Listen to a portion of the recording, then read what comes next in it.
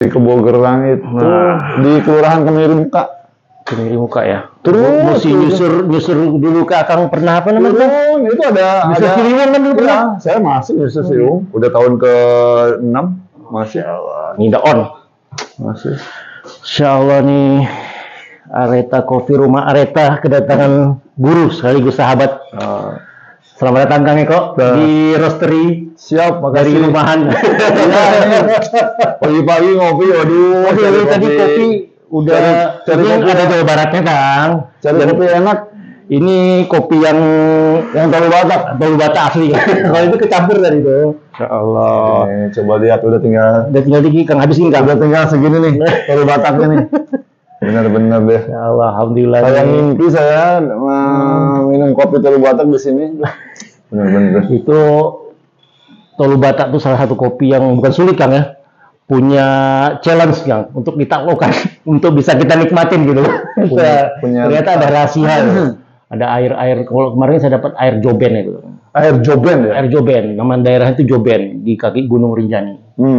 Itu tadi lupa saya memang TDS-nya itu. Kemarin ada sales Keleo bawa air yang ternyata itu TDS-nya 12. TDS-nya 12. Saya kaping pakai Tolu Batak karena Tolu Batak ini betul-betul jadi PR sama saya kan. Saya dapat di air yang itu gitu loh.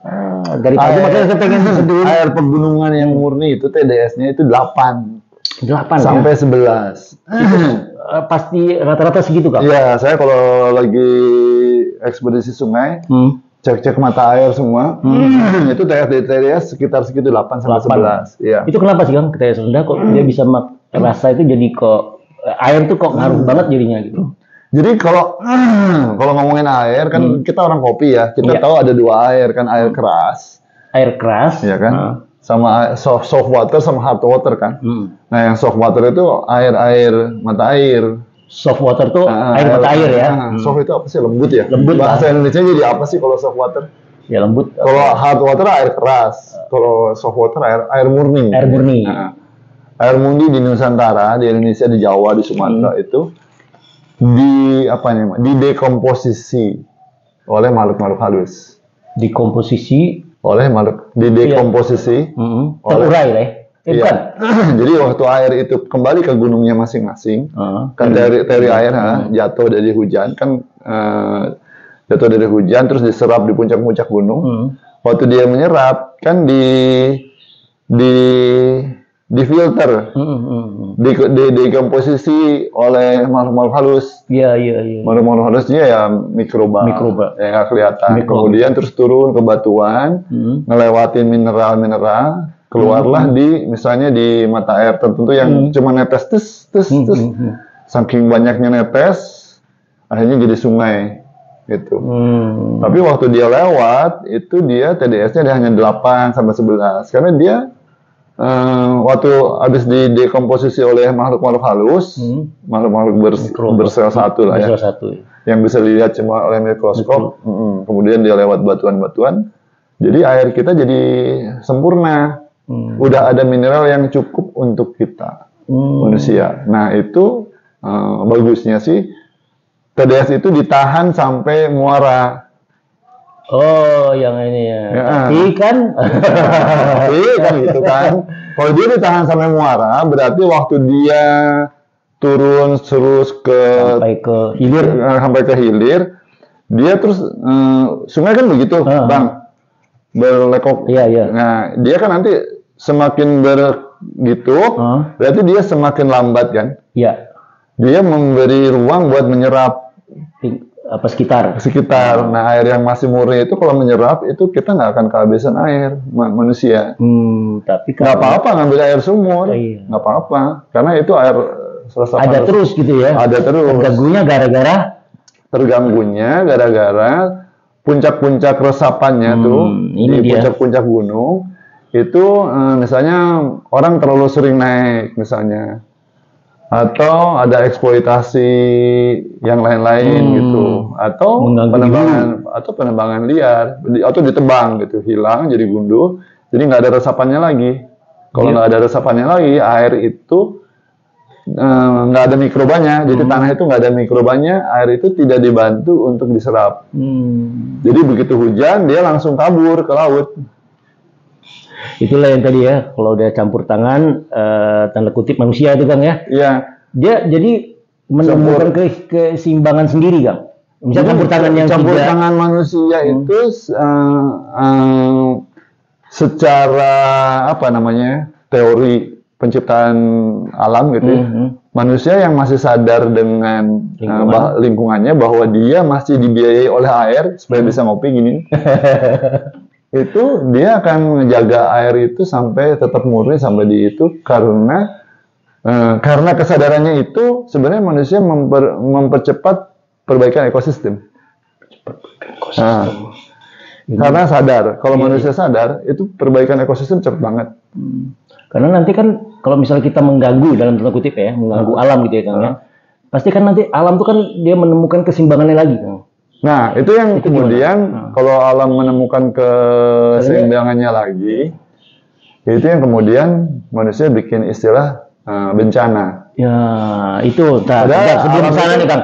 Alam itu juga membuat bencana. Iya, itu karena ya campur tangan yang manusia yang nggak sadar itu Kang. Maksudnya dia nggak tahu nih, ya kita tinggal di sini, dia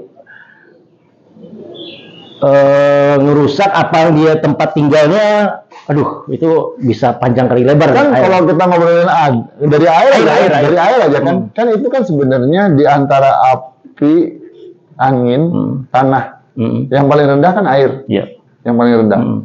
Nah, yang paling mudah dilihat siklusnya air, ya kan siklus hidrologinya istilahnya dari gunungnya menyerap, lahir kembali, terus mengalir menjadi sungai, terus netral di laut, ya. Terus pulang ke Gusti Allah gitu, istilahnya kan, pulang kan dia, evaporasi jadi awan, balik lagi ke gunung itu, balik lagi ke situ, gitu loh. Terus siklusnya. Terus bersiklus dan ini sebenarnya itu pengetahuan dasar yang paling sederhana, karena air yang dari gunung misalnya contoh di sini Ciliwung berarti dari Pangrango. Mata air utamanya kan Pangrango. Nah, dia air Ciliwung itu dia nggak akan lari ke Borneo. Iya. Jadi misalnya dia turun ke laut. Di laut tuh dia siklusnya kadang-kadang ke Borneo, kadang-kadang ke Lampung. Nggak begitu kacau dunia kalau sistem begitu. Nggak ketemu nanti kalau dia berbentuknya begini nih, kan gini nih. Iya. Dari Pangrango turun balik lagi ke Pangrango. Situ ya. Dari Malabar, misalnya Gunung Wayang-Windu balik ke Citarum, turun lagi baliknya ke Malabar. Nanti misalnya dari sana tuh yang di ujung sana tuh gunung yang di Cimanuk, nanti balik lagi ke situ. Nah, dari tiga ini aja itu kan udah membentuk yang namanya medan magnet. Makanya terus jadi ada gravitasi. Karena putaran yang begini-begini itu setiap detik ada. Cuman yang nggak terlihat aja ya. Nggak terlihat. Dan hebatnya alam itu, alam yang diwakili oleh air lah gitu ya. Itu tidak pernah dendam sama manusia. Dia tetap tiap detik dia lahir. Dan dia akan tetap kembali ke sini. Tapi jumlah air itu tetap sama kan? Sama, karena itu hukum kekekalan.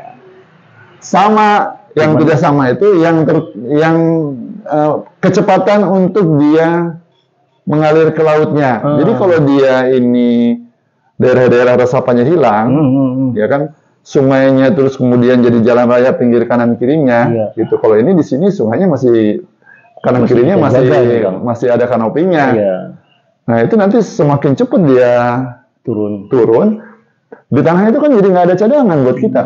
Sama kayak yang saya lihat tuh sekarang ini kan lagi musim-musim banyak orang bilang kekeringan tuh Kang. Sumur-sumurnya pada kering itu salah satunya tuh Kang ya. Iya. Karena dia tidak, ya tadi dari Jawa. Kebayang ya kayak Pangrango itu Pangrango itu berapa? Hampir 3.000 lah.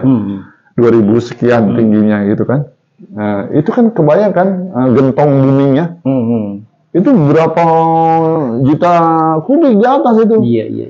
Dijagain sama pohon, dijagain sama burung, monyet, gitu kan, ular, ngejagain itu semua.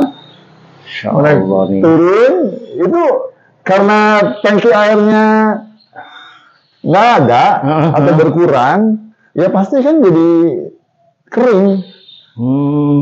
Ini Kang, jadi kan nyinggung soal monyet Kang, 2 bulan yang lalu lah. itu ada monyet liar di sini, Kang. Berapa lewat gitu. Wow. Bukan liar sebenarnya, alamnya dia mungkin ya. Ini dia keluar dia kan keluar dia ngambil-ngambil yang